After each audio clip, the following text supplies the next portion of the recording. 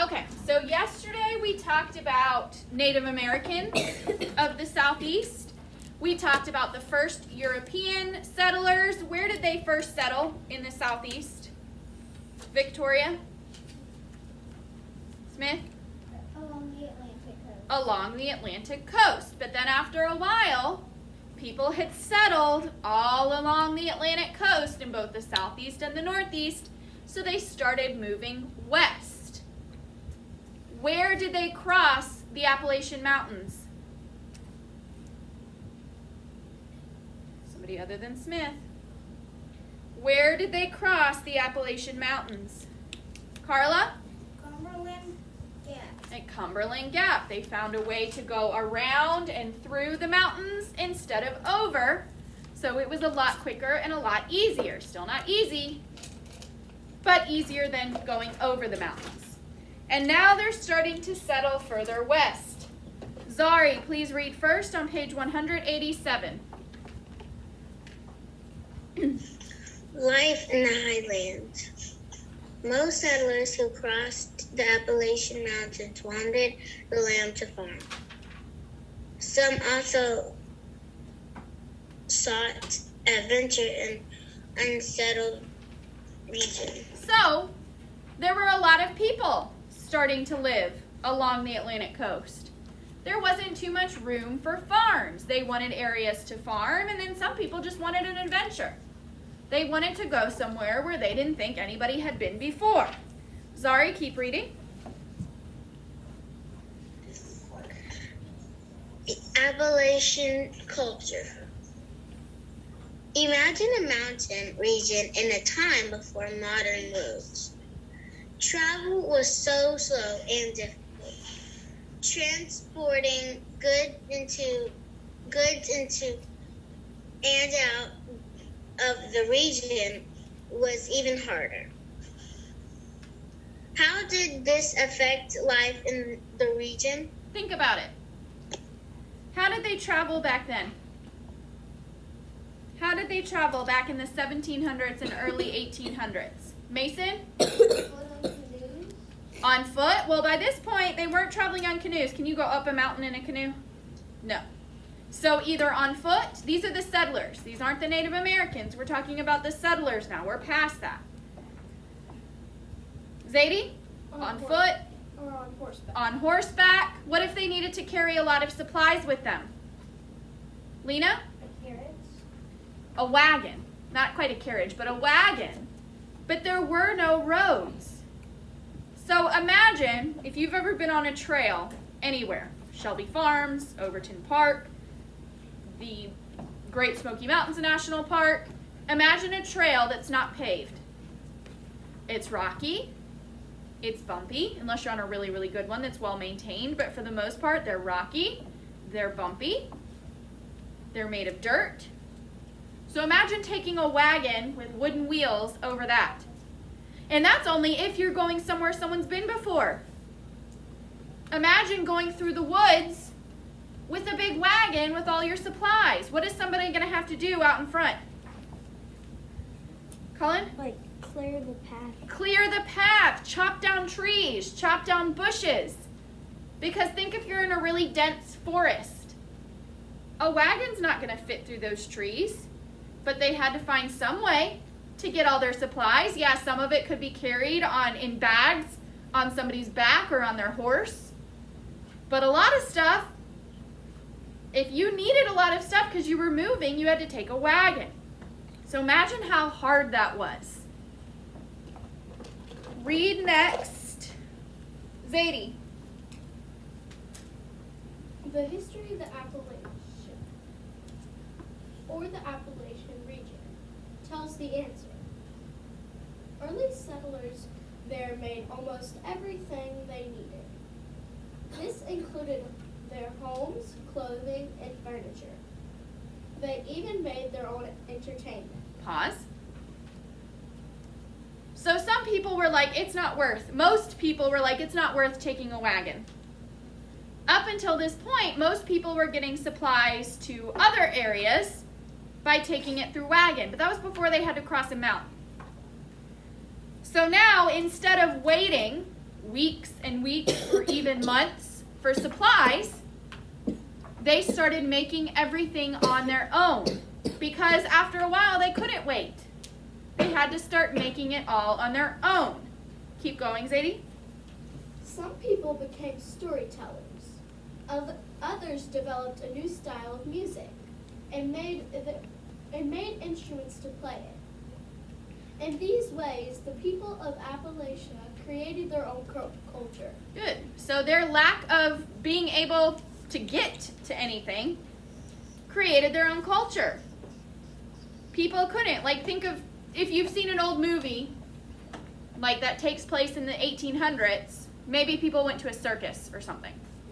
But could the circus get over the mountains to these people? Could traveling shows or singers or anything like that get over the mountains to these people? Did they want to get over the mountains to these people? No, they had plenty of people to entertain along the Atlantic coast. But people need something to do, right? People can't be bored all the time. So they started creating their own entertainment, their own music and stories and things like that. Zadie, keep going. Settling Arkansas. In 1819, Arkansas became a territory of the United States. To open up land for settlers, the United States government then forced many Native Americans to leave Arkansas. Soon after, some settlers from Appalachia began moving west to Arkansas. Many grew cotton and other crops along the Mississippi and Arkansas rivers. And we still do that to this day. How did settlers in Appalachia make their own entertainment? Mason. They made new styles of music. They made new styles of music. We still listen, some of us still listen to that today. If you've ever listened to folk music, that's the type of music that the Appalachian settlers created. Now it's a little different now because of technology, but it was created by those first Appalachian settlers. Smith. Some people became storytellers. So they became storytellers and they created their own new music. Very good. Turn the page. And Cullen, read next. A divided nation. Divided. A divided nation. By the early 1800s, the United States had two Not me. major economic regions, the North and the South. These regions grew in different ways. So back then, the West had not really been explored yet. Were there no people living in the West at this time? Nobody at all? It was just empty? Zari? Maybe there are a couple of people. Well, there was no Europeans, but what about Native Americans? Did they just not exist before Europeans came? No, there were people. We just read about that. Zadie just read about that. To open up land for settlers, the United States government then forced many Native Americans to leave Arkansas. So before the government came in and made Arkansas a territory, were there no people in Arkansas? Zari? There were people still in Arkansas. There were people all over the country before Europeans came in. But they were forced out so that the Europeans could create their settlements. But there were no Europeans in the West at this point, or at least not many. So the North and the South were the major economic regions of the United States. That's where most people lived and worked. Keep going, Cullen. Different economies. The South's economies was based on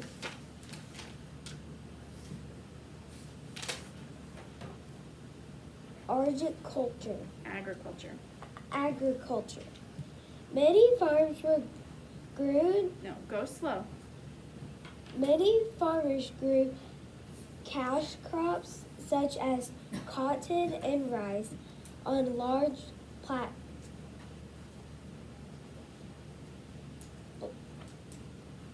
was a vocab word. Chunk it.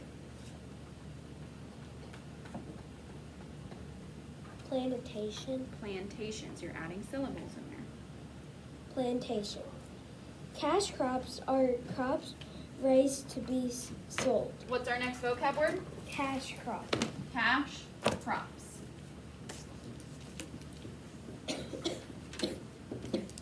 And Helen, what are cash crops?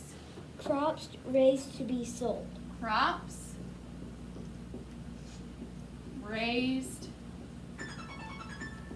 to be sold. Now that's different from what most people did from before that. Before that, people grew the crops mostly for themselves.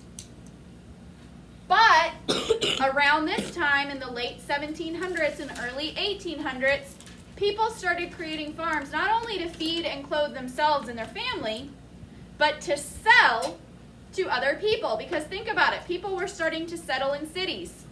Could they grow their own food? They could? They could grow their own food? Why? Why couldn't they grow their own food? Lena?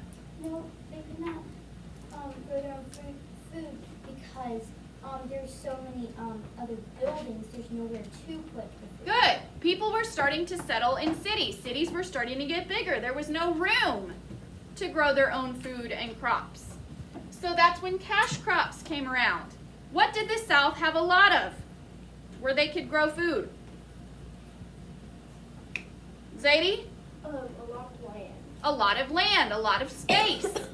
So they realized, okay, I can take this huge amount of space that will create way more crops than I will ever need for myself and my family. I'll keep some of them and I'll sell the rest. And then I'll have money for other things. Then maybe all I have to do is grow corn and then buy the rest. Instead of having to grow corn and tomatoes and apples and have a cow and have a horse and have chickens so that I can get eggs and everything. Agriculture, because the South had so much space, became a huge way to make money. Keep going. Enslaved African Americans did most of the work on plantation. This made the South economies depend on slaves. Slavery. Slavery. So the South is like, well, we have these big farms, so we need the slaves to work them for us. That was going to cause problems. I will read next. The North's economy was made up of small farms, manufacturing, and other businesses. Remember, at this time, the North had lots of cities. And they couldn't put farms in cities, but what could they have in cities? Zari? Buildings and homes. But what could they have to make money? What did they have? They could have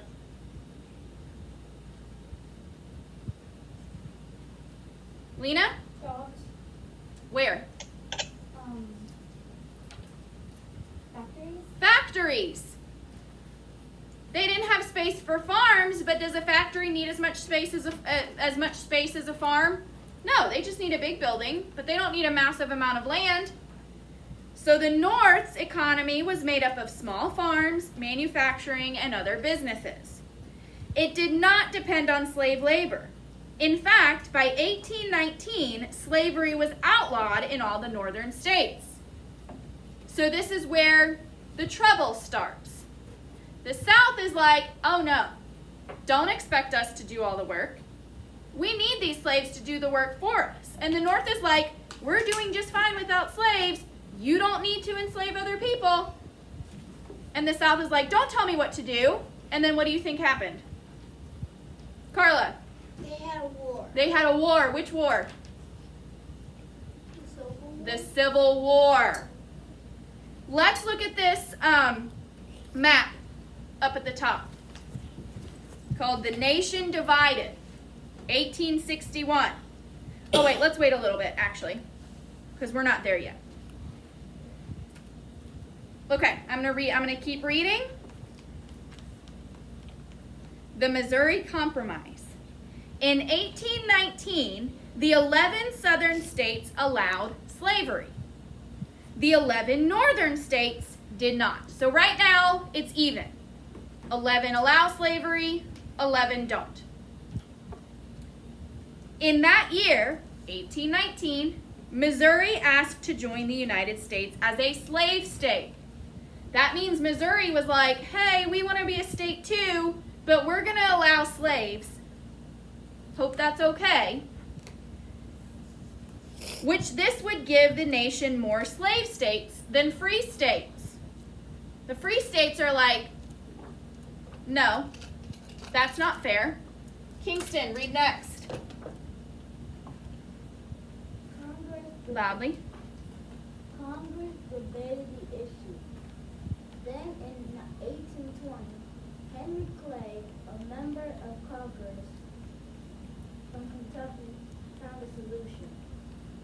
Missouri would join the nation as a slave state. So that would give 12 slave states. But a compromise means both sides win. So what was the compromise? Keep going. Maine would join as a free state. In this way, the balance would be kept. So everybody listen, because you may see this a question about this again. Hint, hint. The Missouri Compromise, before it happened, before 1819, there were 11 slave states. Where were they? The North or the South? Mason? Where were the slave states? This whole page, this whole different economies was all about that. Zadie?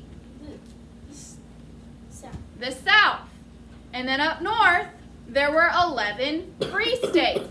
Well, Missouri wanted to come in and be a slave state. There would be 12 slave states and 11 free states. That would mess up the balance. So then people could start fighting and the slave states could take over. So then Henry Clay decided, okay, Missouri can come in, but Maine will become another state and it will be free. Up until this point, Maine was part of like one big area of land that I think was known as maybe Massachusetts. Can't remember. So they split it and said, okay, Maine is our next state and it will be free. So now we have 12 free states and 12 slave states. The balance stays the same. Keep going. The plan also allows slavery in these states formed in the South. It would not be allowed in states formed in the North. Clay's plan became known as the Missouri Compromise. So what that meant is there was a line across the country. Any new state that formed below that line, to the south of that line, was able to join the United States as a slave state. However, any new state above that line was allowed to join the United States, but only as a free state. And so again, that was to help keep the balance, so that there would be the same amount of slave states and free states, so that no one would fight. Yet. What caused the Missouri Compromise? So don't tell me about it, what caused it? Don't tell me what it was. Tell me what caused it. Victoria. So when Missouri wanted to become a slavery state,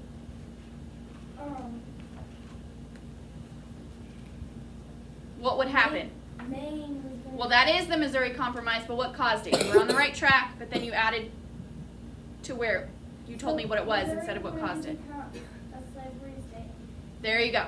Missouri wanted to join the United States as a slave state, which would make the balance uneven. Okay, read next. Smith. The Civil War. The Missouri Compromise did not end conflicts over slavery. Many Northerners still wanted to abolish or end slavery in all the states. What's our next word? Abolish. Abolish. And abolish means to End. end. Abolish means To end. That was one of our vocab words, I think, with Phantom Tollbooth. So to put an end to end.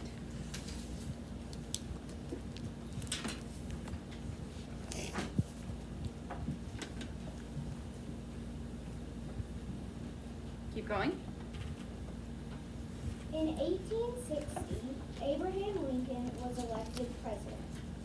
He said that slavery should not be allowed in any new states that joined the Union or the United States.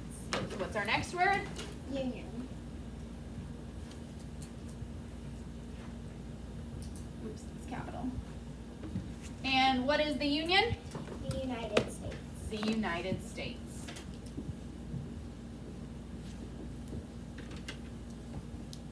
Oops.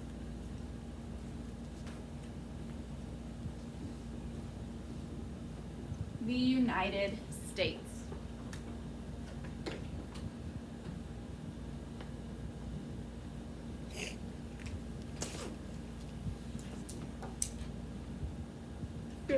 I was gonna say, never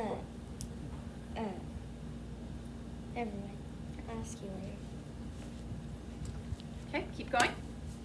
Many people in the South feared that President Lincoln would try to end slavery everywhere. Oh, sorry, so I forgot. So what's happening right now is that the Missouri Compromise did not fix the problem.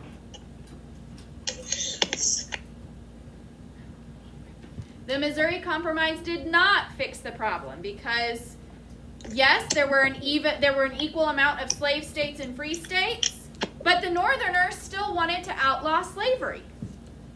And the Southerners were still scared that slavery would be outlawed. So there's still a lot of arguments going on. And then Abraham Lincoln comes in, who said that no new states, whether they're above or below that line from the Missouri Compromise, no new states should be slave states. Any new state that starts now that I am president should be a free state. And the Southerners are like, your next step is you're going to come and take slaves away from us, and we're not going to have that. We don't want that. So then what happened? As a result, the 11 southern states decided to Try it out. It's a soft C, and that is a silent E at the end, and it follows the phonics rules. secede There you go. from or leave the Union. So what's our next word? Secede. Secede, which means to do what? To leave. To leave. So those southern states are like, ooh, before you try to take this away from us, we're just going to leave the country. That sounds like who? What age people does that sound like? Well, if you're not going to do what I want you to do, I'm just going to leave. Kingston? Like a 5-year-old. Little kids. Little kids do that. You're not playing the way I want to play, so I'm going to leave. And that's what they said. They said, well, you're not doing what I want you to do, so we're leaving. We're leaving the United States. Now, could they, like, literally move themselves away? No. They were still right next to each other. So then even more problems started because they're trying to say, hey, we're a completely different country now, even though we touch. And we don't believe what you believe at all. Zari. So when you say that, when you say that,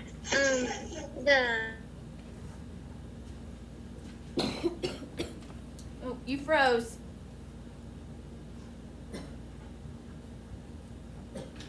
Okay, we'll see if she comes back. Cullen? We had a long definitions and now we have short definitions. Some days that's just how it is some days. Victoria? So it's like when your mom doesn't get you something that you don't want, like a new iPad, Mm-hmm. and then you're like, fine, I'll just move out. Yeah. It's like little kids that say, well, I'm running away. It's a tantrum. The southern states had a tantrum and said, We're leaving. Zari, you froze. What was the rest of your question? You're back now. The question was, you know how they started the war? Yes? So they were basically talking like little babies and saying, no, this is my part of my country. That's what I just said. Yeah, but you were frozen. The southern states had a tantrum. They said, Abraham Lincoln, you're not giving me what I want, so I'm leaving. They had a tantrum. They were like little kids that say, I think Victoria brought it up, that say, I'm running away. Mommy, I don't have my... But when a little kid does it, usually they make it like one block down and then they're like, never mind, I'm coming back. Well, these were grown people in full states. So it got a lot worse. Okay.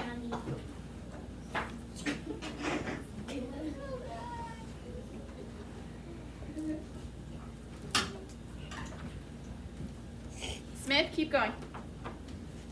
Those states formed a new country, the Confederate States of America. People also call it the Confederacy. The Confederacy. So what's our next word? Confederacy. Confederacy. And Smith, can you pull out a good definition or do you want to look in the glossary? Uh-oh, hold on. Oh, never mind. This is not important. I thought the recording. Okay, keep going. Sorry. Smith, can you pull out a good definition?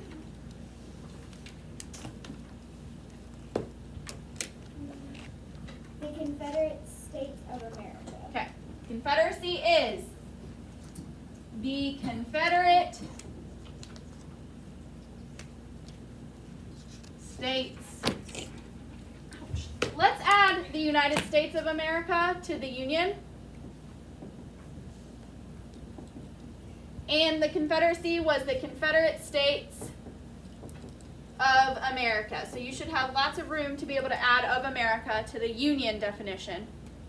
And then write for Confederacy, it's the Confederate States of America. So now they say we're a whole different country. And yes, they were.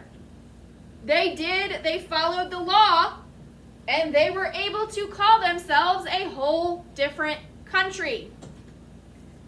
And that brings us to this map on page 188. So finish writing this definition, and then look at page 188. Yes, Carla, quickly. Wouldn't it be easier if we put down on Union the USA? But if we don't know what USA stands for, this is just more clear, and also look.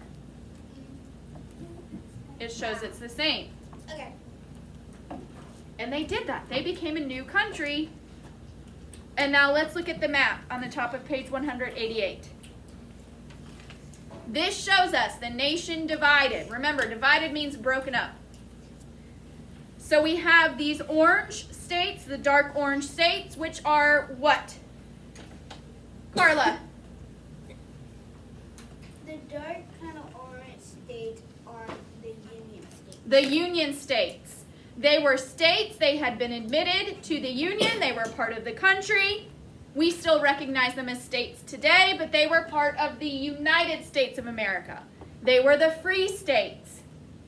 So follow along. I'm going to read these states. Make sure you know. Point to it as I say it, because this is where we're practicing using this is where we need our abbreviations. I'm going to start in the West. We have Oregon and California. Do you think Oregon or California did much during the Civil War? Why? Michaela? Because it's far away from all the It's other really ones. far away. It's really far away. So even though they were part of the Union and they were on the Union side, they were so far away they didn't really get in on much of the fighting. Then we move closer to the east and we have Kansas, Minnesota, Iowa, Wisconsin, Illinois, Michigan, Indiana, Ohio, Pennsylvania, New Jersey, New York, Connecticut, Rhode Island, Massachusetts, New Hampshire, Vermont, and Maine. Those were all the free states. Those were all the states that were still a part of the Union that were fighting to abolish slavery. Yes. Well, she was part of the her state was part of the Union. So they were led by Abraham Lincoln on the side that wanted to abolish slavery. Then we have the Green States. The Green States represent what? Zadie. The Confederate. The Confederate States. These were those southern slave states that said, see ya, we're starting our own country. You're not doing what we want, so we're starting our own country. Yes, Kingston. I can't hear you. You're too quiet. I can't hear you. Yes, that is true. But luckily we're not the Confederate States anymore. But yes, back in the day, we would be living in a Confederate state. So we're very lucky to be alive now. We still have our problems, but at least we're not having a civil war over slavery. So these are the states, these are the slave states that said, you're not going to take our slaves away, we're starting our own country. Starting on the west with Texas, Louisiana, Arkansas, Tennessee, Mississippi, Alabama, Florida, Georgia, South Carolina, North Carolina, and Virginia. They were all part of the Confederacy. We're going to read about this later, but I'll say it again. They were, they looked, who was there? No, I think their president was somebody different, but I can't remember who it is. They had a different president, and I know who that, but it's just not coming to my brain, and it doesn't say it here. It might have been Henry Clay. No, this was back in the 1860s. Yes. Look at the date on the top. What date is this map from? It's 1860. 1861. This was when the Civil War began. This is what our country looked like. And then we have these yellow states, which represent what? Victoria. Territories. They were not states yet. They had no government. The people that lived there had no say in how the government was run. They were just told, hey, we're doing this now. And they're like, okay. Places like the New Mexico Territory, which includes modern-day Arizona and New Mexico. The Indian Territory, which is what state today? Oklahoma. The Colorado Territory, which includes most of what today is Colorado. Utah Territory, which includes most of what today is called Utah. Nevada Territory, which includes most of what today is called Nevada. The Washington Territory, which includes Washington State, as well as what is now called Idaho. The Dakota Territory, which takes up a lot of states. North Dakota, South Dakota, Montana, and Wyoming a little. And then the Nebraska Territory, which includes modern-day Nebraska and a little bit of Wyoming and probably a little bit of Colorado as well. So they didn't really get a say. There weren't really even enough people there to have much of a say, to care much, because that was mostly just explorers and brand new settlements. And then we have the border states. Why do you think they're not considered part of the Union or the Confederacy? Because they did both. They did both. They were part of both, because look at where they are. The southern parts of those states were on what side, do you think? The southern parts of those border states were on what side, do you think? The Confederacy or the Union? Kingston. The Confederacy. But then the people in the northern parts of that state were probably on what side? Lena. The people in the northern parts of those border states were probably on what side? Mason. The Union. That is why, because they're in the border. They're right in the middle. So the people in the southern part are probably more on the Confederate side, because that's where their friends and their family are, and that's where they're closest to. Whereas the people in the northern parts of those border states are probably more on the Union side, because they're closer to the rest of the Union. So they really didn't have a side because some of them wanted one, some of them wanted the other. So now we're all divided, we're all angry at each other, we're all having little fights here and there, which led to bigger fights. Aaron, read next. Loud and slow.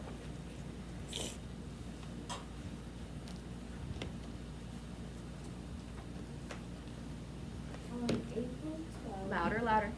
On April 12, 1861, fighting broke out between Confederate and Union soldiers in Charleston, South Carolina. So, this fighting was nothing new, especially in border states.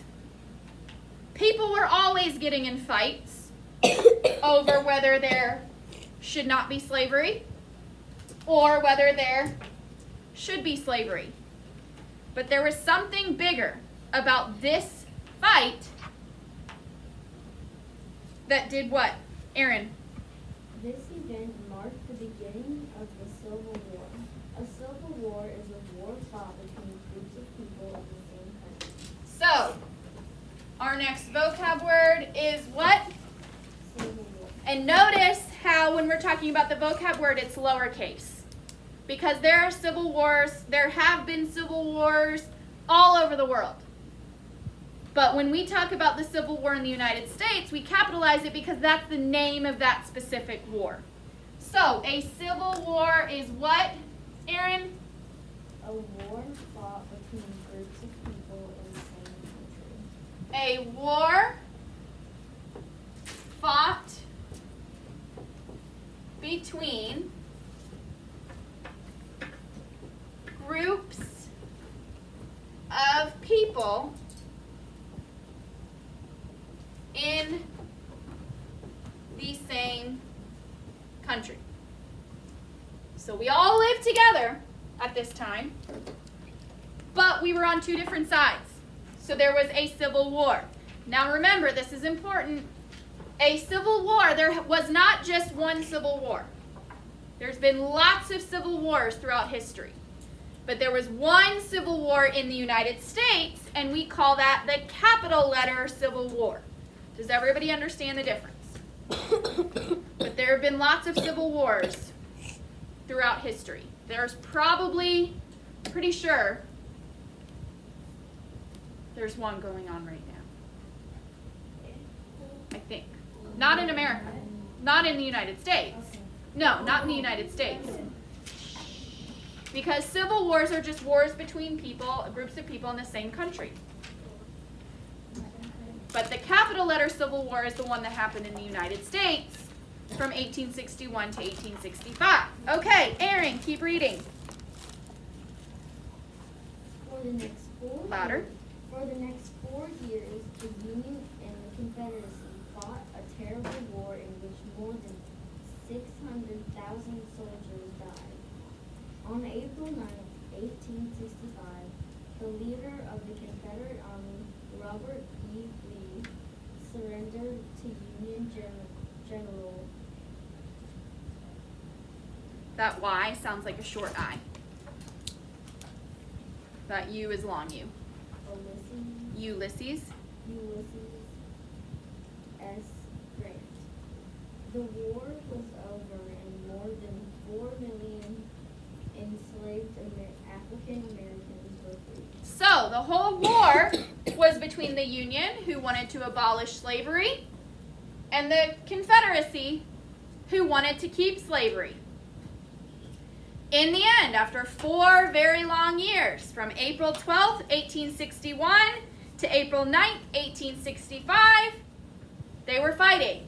It was a bad war. They didn't have big weapons like we do now, but it was a bad war. A lot of people died. You can actually go to Civil War battlefields around here if you've ever been to Shiloh.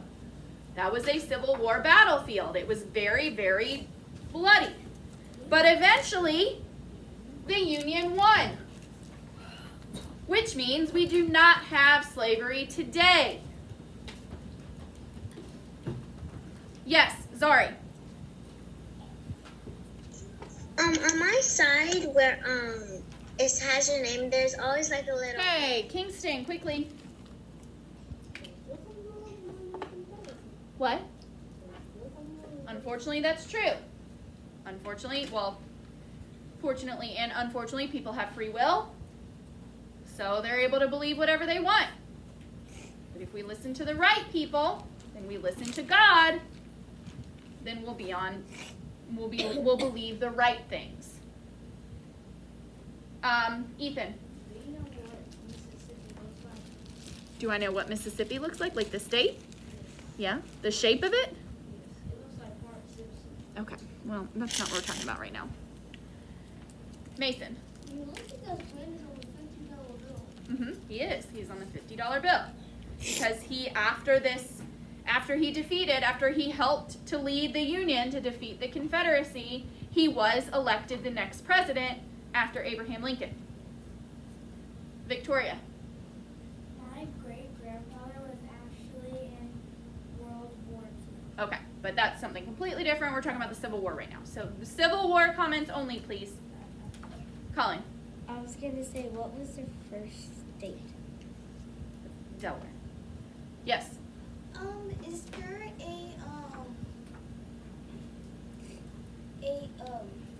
a museum about Civil War? Oh yeah, there's lots. You can actually go to Shiloh, which is a battlefield. It's near Pickwick. And I think there's a museum. I know you can tour the battlefield, but I think there might be a museum too. It's only like 2 hours away, if even. Zari, and then we gotta move on. So when you said that when it was broken in half, the United States was broken into half. So it has on this picture that it has Indian Territory and stuff. Yes, we did talk about those. So you can go back to the video and listen to as I talk about that, okay? It was between Confederacy and Civil War is when we talked about it. So we finished the column underneath the subtitle Civil War, and then we talked about the map, and then we read the second column. Okay, Lena, quickly. You can go to Fort Pillow and visit their museum, and you can walk on the battlefield. And I think that's near Pickwick too. It might be the same place that I'm thinking of, but I'm not sure. It might be different, but they are close to each other because there weren't just one battles in one area. Sometimes there were a few different ones. There's also places like Gettysburg up in Pennsylvania. That's a big Civil War battlefield that people travel to, and there's lots more.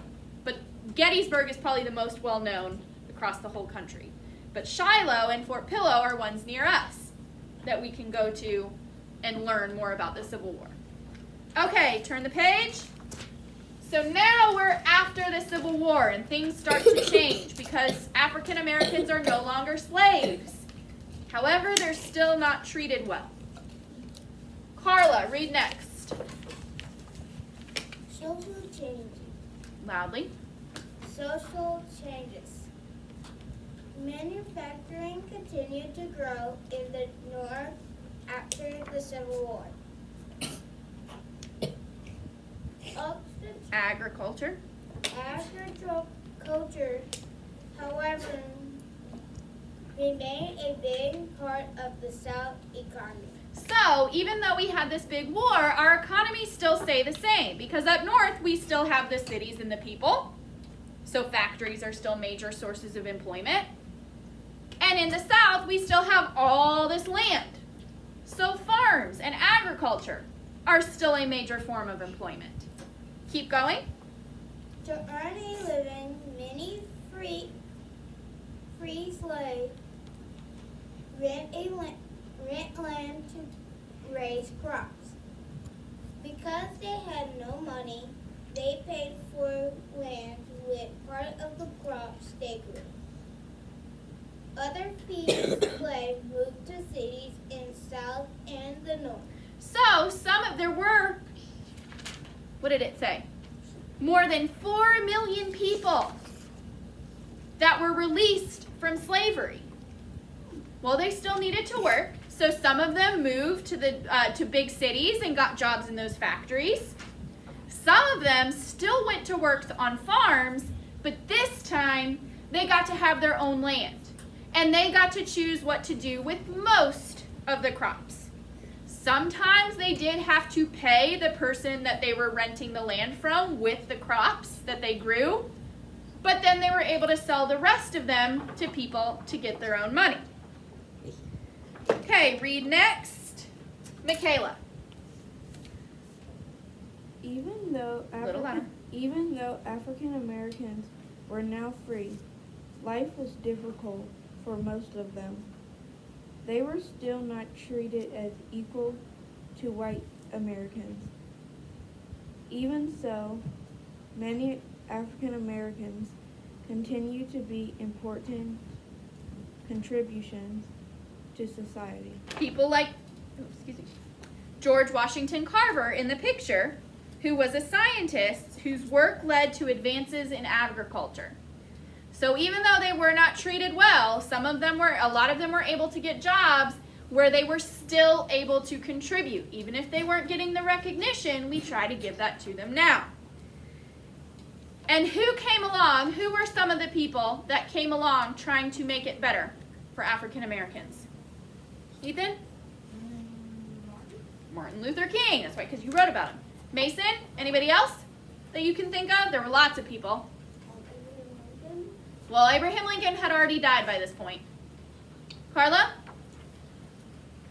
Ulysses S. Grant. Well, this was more like in the 1900s. So a lot of those people that were part of the Civil War had died.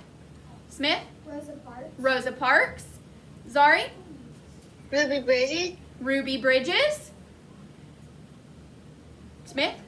Harriet Tubman. Harriet Tubman. She was more during the Civil War, but she was still. Ethan, do you have another one? Lots of people. I'm trying to think who else. There's lots of people. You can read about it, about the Civil Rights Movement. It's a very, very interesting part of time, and you read about a lot of people who helped to advance the rights of African Americans. Carla, did you think of another one? There were a lot. I don't remember who, but I saw somebody else in the Pink Palace Probably. Where the bus got burned and everything. Oh, else. you're probably thinking of the Civil Rights Museum. Yeah, that's it. Yes, because you can go to the Civil Rights Museum and learn all about that civil rights movement, that period from the Civil War up until even now, when we're still going through a civil rights movement. Yes. I don't know if y'all said, but Rosa Parks. Somebody, I think Victoria or Smith said Rosa Parks. But yes, there were a lot of people. Okay. Michaela, go ahead and read the summary of this lesson. People in the North and South had difficult economies. Not difficult. Different economies and disagree about slavery. This led to the Civil War. After the Civil War, enslaved people became free, but did not gain equal rights. Okay, very good. See, it's 2:03.